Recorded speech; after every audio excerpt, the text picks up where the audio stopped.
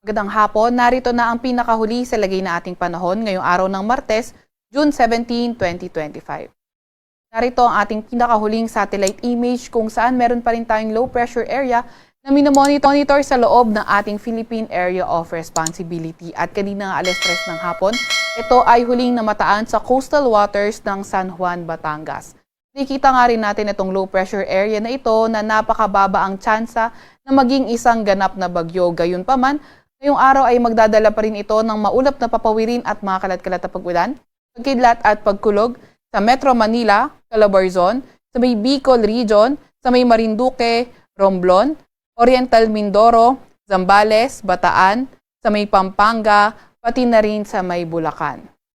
Samantalang easterlies o yung mainit na hangin galing karagatang Pasipiko ang nakakaapekto sa silangang bahagi ng ating bansa. Magpapaulan rin ng easterlies sa lugar ng Isabela, Quirino, pati na rin sa may Aurora. Kaya yung ating mga kababayan, lalo na yung mga inuulan ng mga nakaraang araw pa ay pinag-iingat sa mga banta ng pagbaha o hindi kaya pagguho ng lupa.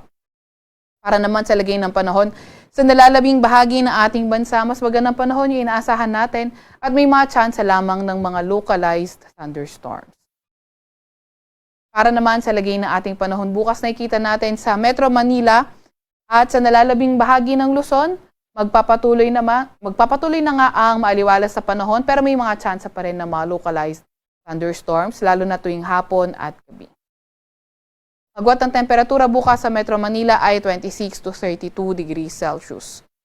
Sa Baguio naman ay 18 to 22 degrees Celsius, 26 to 32 degrees Celsius sa may Lawag, 26 to 33 degrees Celsius sa may Tugigaraw, 25 to 32 degrees Celsius sa may Legazpi, at sa Tagaytay ay 25 to 29 degrees Celsius.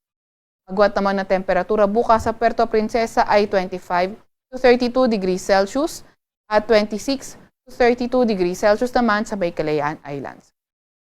Para naman sa lagay ng panahon sa Visayas at Mindanao bukas, nakikita natin sa silangang bahagi ng Mindanao ay posible na ngang maging maulan. Ito ay ang posibleng dahilan ay ang Intertropical Convergence Zone o ITCZ. Sa Visayas naman at nalalabing bahagi ng Mindanao, asahan naman natin ang maaliwalas sa panahon, pero may mga tsansa pa rin ng mga localized thunderstorms. Agwat ang temperatura bukas sa Tacloban at Davao ay from 25 to 33 degrees Celsius. Sa Cebu naman ay 26 to 32 degrees Celsius, 27 to 33 degrees Celsius sa may Iloilo, 24 to 34 degrees Celsius sa may Zamboanga at 24 to 33 degrees Celsius naman sa may Cagayan de Oro. Para naman sa 3-day weather outlook, nakikita nga natin na sa may Metro Manila, Baguio City, pati na rin sa may Legazpi City ay magpapatuloy ang maaliwalas sa panahon. May mga tsansa pa rin ng mga localized thunderstorms. Yung mga kasamahan natin sa Regional Services Division patuloy na maglalabas ng mga thunderstorm advisory, rainfall advisory o hindi kaya heavy rainfall warning kung kinakailangan. Although sa malaking bahagi ng Luzon ay maaliwalas sa panahon pero inaasahan nga natin sa may area ng Palawan Thursday to Saturday, posibleng maging maulan at ang posibleng sanhi ay ang ITCZ. Agwat ng temperatura sa Metro Manila from Thursday to Saturday ay 25 to 34 degrees Celsius. 17 to 25 degrees Celsius sa may Baguio at 25 to 32 degrees Celsius naman sa may Legazpi City.